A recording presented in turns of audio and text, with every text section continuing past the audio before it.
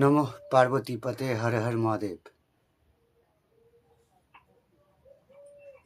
2026 14ই জানুয়ারি থেকে আগামী 3 মাস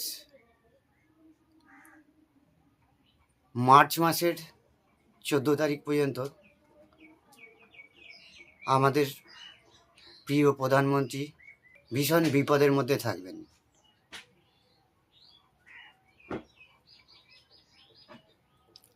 কি কারণে বিপদটা আসতে পারে? নতুন কোনো নিয়ম, সেটা সিএএ নিয়ে হতে পারে, এনআরসি নিয়েও হতে পারে,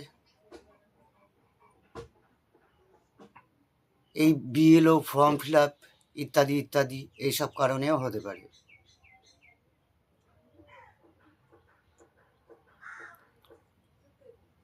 বড় আন্দোলন, বিক্ষিপ্ত আন্দোলন ঘিরে থাকবে এই 3 মাস। ভারতবর্ষে সমস্ত রাজ্যে উচ্চ পদস্থ কর্মচারী, উচ্চপদস্থ অফিসার, বড় বড় নেতা, সমস্ত রাজ্যেই বিরোধিতা চলবে। কিছু কিছু নেতাদের জীবনহানি অথবা দল ছেড়ে দেওয়া, কোনো শক্তির সামনে অসহায় হয়ে দল ছেড়ে দেওয়া কিংবা দল পরিবর্তন করা,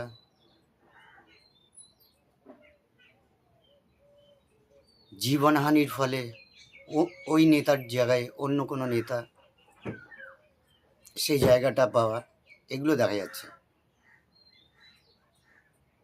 আন্দোলন খুব বড় আকারে হতে চলেছে। বহুদিনের পরিকল্পনা, বিরোধী দল ও কিছু সাম্প্রদায়িক বিশেষ কোনো সম্প্রদায়ের মানুষ এর আশায় বহুদিন ধরে বসেছিলেন, একটা খুঁতের অপেক্ষা করছিলেন, আর সেই খুঁতটা এবার ওরা পেতে চলেছে।